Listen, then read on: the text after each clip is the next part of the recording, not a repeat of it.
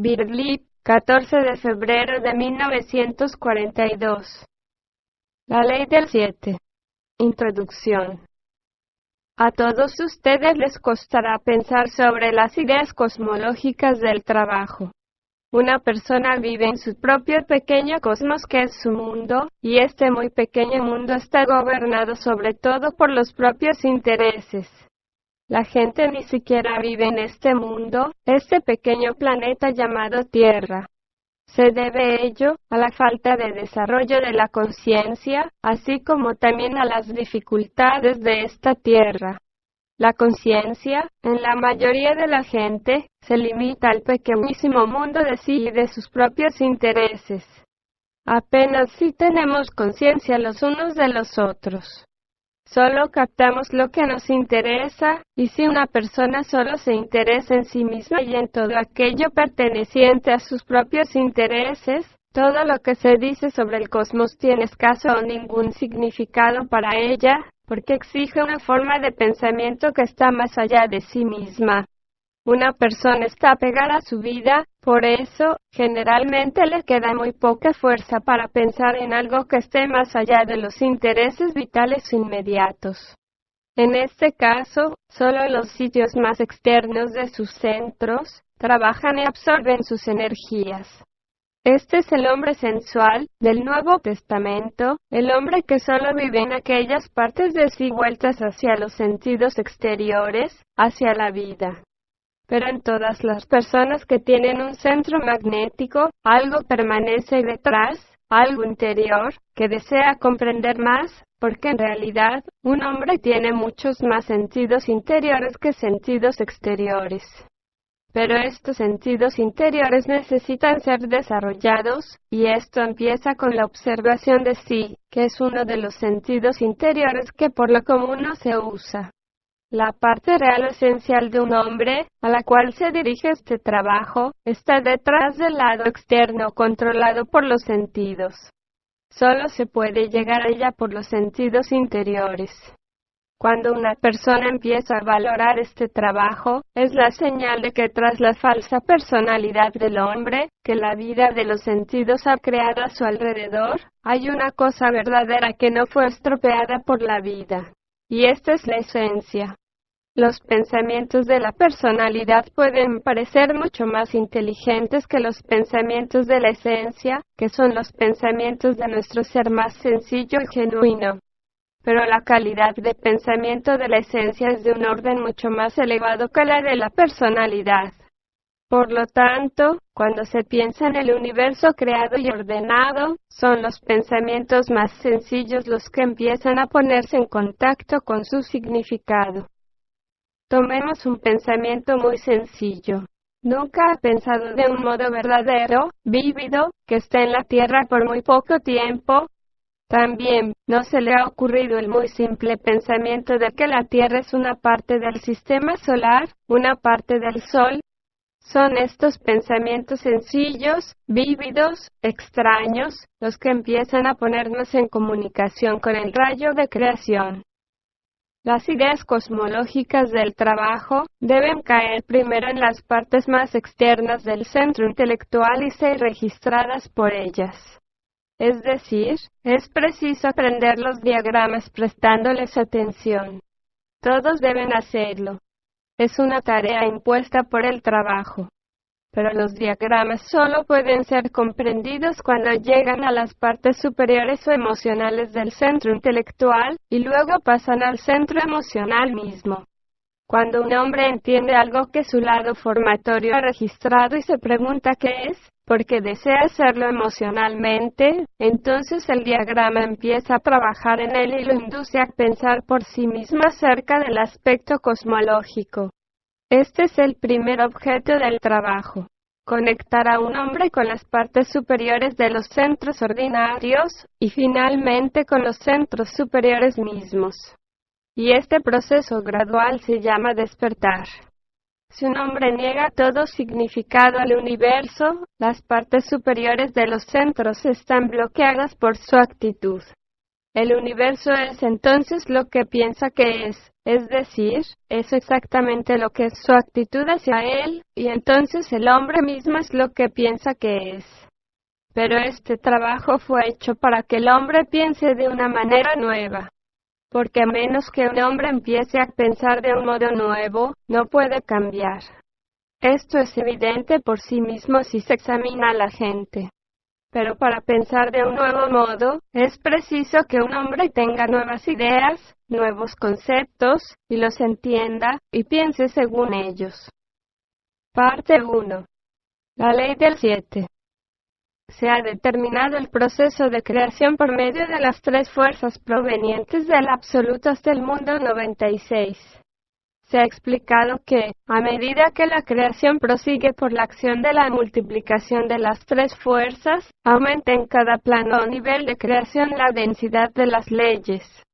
Es decir, cuanto más se aleja el proceso de creación del absoluto, tantas más restricciones aparecen hasta que, en el mundo 96, el cual en nuestro particular rayo de creación es la luna, punto terminal del rayo, el número de leyes o restricciones llega a su máximo. Consideraremos ahora otra ley que restringe la creación, la ley del 7. La creación prosigue a través de crecientes restricciones. La ley del 3 produce necesariamente crecientes restricciones, pero la ley del 7 agrega nuevas limitaciones. Ya se dijo que la Tierra ocupa un lugar muy bajo en el rayo de creación, y que está bajo 48 órdenes de leyes, y que por debajo de ella solo existe un grado o nivel de creación representado por la Luna. Esto significa que la posición de la Tierra en el proceso creativo es muy mala, y que solo existe una posición peor, donde el número de restricciones es el doble.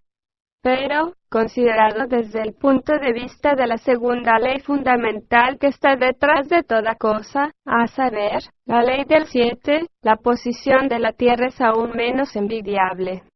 Tratemos de comprender lo que esto significa. La ley del 7 se aplica al orden de la manifestación de creación, y es en la palabra orden, donde hallaremos su supremo significado. Es preciso comprender claramente que hay una ley de orden además de la ley de creación. La creación está dispuesta en orden y está ordenada en cierta dirección. En ciertos puntos de este orden, aparecen dificultades y la Tierra está situada en uno de los puntos donde surgen, inevitablemente, dificultades en el ordenamiento de las etapas de la creación. Ya hemos visto que las tres fuerzas primordiales de creación provienen del absoluto que es su fuente, y a su vez crean nuevas fuerzas. Podríamos imaginar que estas fuerzas prosiguen su camino descendente sin obstáculo alguno. Pero no es así. Son frenadas en dos puntos debido a la ley del 7. Tratemos de comprender estos puntos de detención por medio de una representación visual. Imaginemos un tubo hecho de una sustancia elástica que tiene dos estrechamientos o constricciones, y supongamos que se vierte agua desde la parte superior. Podemos representar el tubo en la siguiente forma. Veremos que el paso del agua, a la que suponemos que representa la fuerza, es detenido en dos lugares en su descenso por el tubo. Adaptemos ahora esta imagen al rayo de creación tal como fue explicado hasta ahora, de la siguiente manera, agregando al mismo tiempo las notas do, si, la, etc. Observarán que el primer tono de la escala, a saber, do, fue colocado en el nivel del absoluto, el segundo tono si, en el nivel del mundo 3, el tono la, en el nivel del mundo 6, y así sucesivamente, hasta que se llegue a re, al nivel de la luna. Ahora bien, si tomamos la escala mayor, hay dos puntos en ella donde los intervalos entre las notas no son tonos, sino semitonos. Estos puntos corresponden a do, si y fa, mi. En realidad, la escala mayor fue construida para ilustrar el rayo de creación por gente desconocida, que pertenecía a alguna escuela desconocida. Fue construida para ilustrar la ley del 7 o ley de la octava. En términos de escala musical, podemos referirnos al intervalo entre do y si como al lugar donde falta un semítono, y del mismo modo, al intervalo entre fa y mi. El rayo entero puede ser llamado una octava en la cual el absoluto suena como el primer do, pero no conocemos la existencia de un do más bajo. La luna siempre nos muestra la misma cara, aunque esté girando y no conocemos lo que está tras ella. La primera constricción, o lugar donde falta un semítono, aparece pues entre el absoluto y el mundo 3, es decir, entre do y si. La segunda constricción aparece entre el mundo 24 y el mundo 48, es decir, entre fa y mi. Esto significa que el paso de la fuerza es detenido en esos dos lugares debido a la naturaleza de la ley del 7 y allí se necesita un choque. Entre si y fa la fuerza pasa libremente y otra vez entre mi y re, pero entre do y si ocurre una detención, y entre fa y mi ocurre una segunda detención. Esto está en la naturaleza de las cosas, es decir, surge de una de las dos leyes fundamentales que están tras todas las cosas. No es cuestión de por qué, es así. Porque una ley fundamental significa una ley que ya no es reducible y por lo tanto no admite otra explicación, sean cuales fueren sus términos. Equivale a decir que hay cargas de electricidad positiva y cargas de electricidad negativa. No es cuestión de por qué. Es así, y no cabe decir otra cosa salvo que la ley del 3 y la ley del 7 son así. Es preciso comprender que en última instancia si no fuera así, nada podría existir. Algo tiene que ser así fundamentalmente para que las cosas existan. Cabe la posibilidad de explicar la silla en que estamos sentados en función de la madera, y la madera en función de las células, y las células en función de las moléculas, y las moléculas en función de los átomos, y los átomos, finalmente, en función de cargas positivas y negativas de electricidad.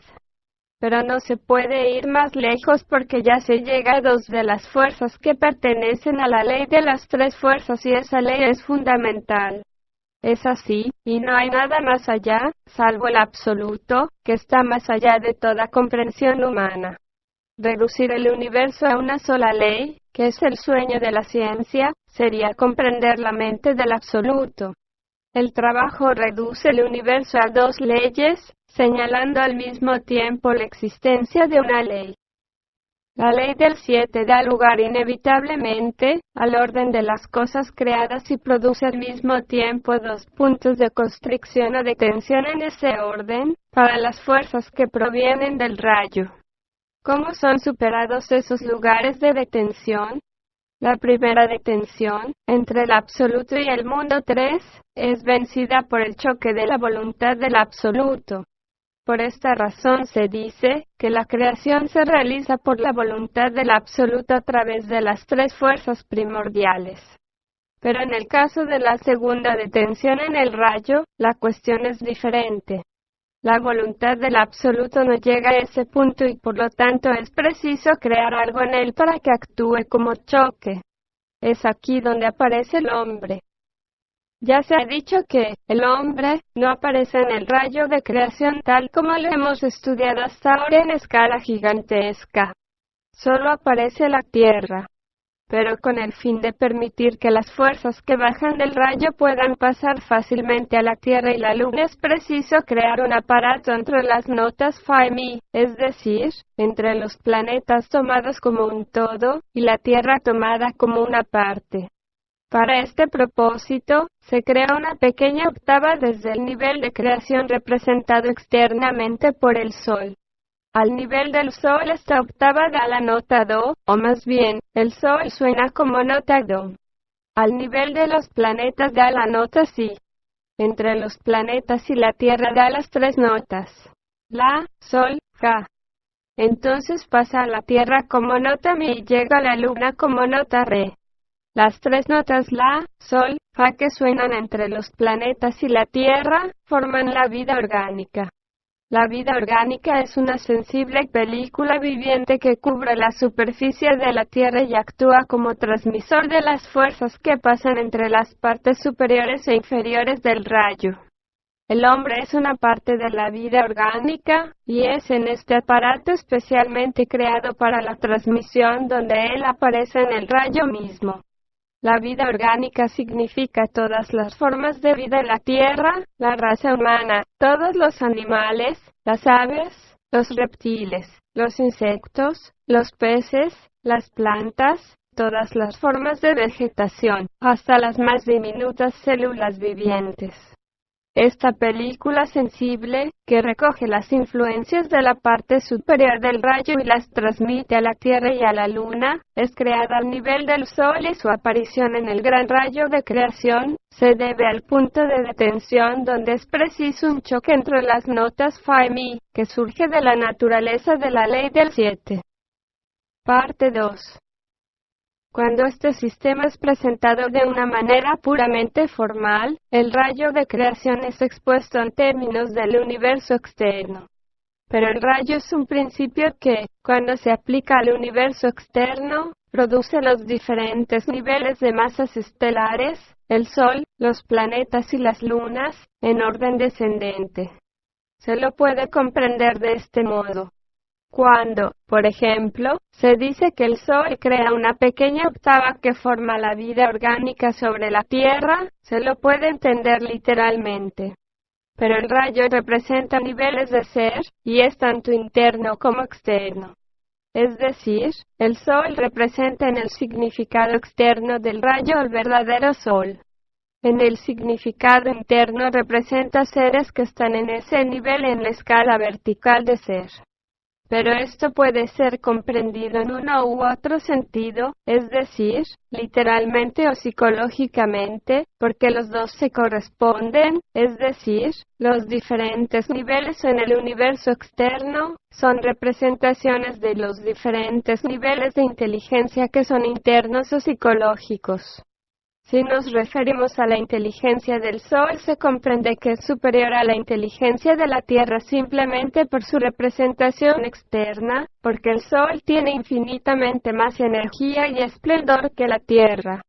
Pero en realidad es preciso comprender el rayo en los dos sentidos, porque lo exterior y lo interior se corresponden y, a todo lo externo, le corresponde algo externo. Lo podemos observar en nuestro uso del idioma. Hablamos de cosas internas o psicológicas en términos de cosas externas o visibles. A un hombre astuto lo llamamos zorro y a un valiente león, y así sucesivamente. Porque, como lo exterior y lo interior tienen un origen similar, cada uno puede representar al otro, porque, como se dijo, las leyes fundamentales, la ley del 3 y la ley del 7, se encuentran en la naturaleza y en el hombre. Por esta razón, las ideas psicológicas complejas pueden ser representadas por imágenes visuales, extraídas de los objetos exteriores, como en el caso de las parábolas. Y por la misma razón, tomar al hombre separado del universo en el cual nació, es un error. El universo es el macrocosmos y el hombre es el microcosmos. El hombre está en el universo y el universo está en el hombre. Decir, pues, que el universo está muriendo y que el hombre está evolucionando, es un absurdo desde el punto de vista de este trabajo. Parte 3. El rayo de creación representa una octava descendente. Desciende a una oscuridad y complejidad y restricciones cada vez mayores, a medida que se aleja del absoluto. La idea de una octava ascendente desde el absoluto es imposible, porque el absoluto es toda bondad y toda perfección y una octava ascendente implicaría un aumento de perfección. Ahora hablaremos brevemente de la ley del 7 o de la ley de la octava desde el lado psicológico. Se pueden observar octavas en uno mismo, o más bien, se pueden observar comienzos de octavas. Todo cuanto un hombre se propone hacer, puede ser llamado el comienzo de una octava. Cuando resuelve hacer algo, da el sonido do. Si este do suena débilmente, no sucederá nada. Pero si el sonido es más fuerte puede llegar a la nota re y hasta la nota mi. Pero aquí llega al lugar del semitono faltante, y es necesario un choque para que sea capaz de alcanzar la nota fa. Esto rara vez sucede. Puede ocurrir accidentalmente, pero por regla general no sucede. Por eso, en este trabajo, se dice que la vida está llena de octavas rotas. La gente inicia algo y luego lo abandona. Pero es preciso recordar que el hombre es creado como un organismo que se desarrolla a sí mismo, y esto significa que solo puede desarrollarse por el esfuerzo, porque toda la evolución del hombre es consciente, es decir, se realiza por un esfuerzo consciente. No hay evolución mecánica. Y no es de sorprender que se encuentren muchas dificultades. La ley del 7 hace las cosas difíciles por su naturaleza misma. Pero nos extenderemos sobre este tema la próxima vez.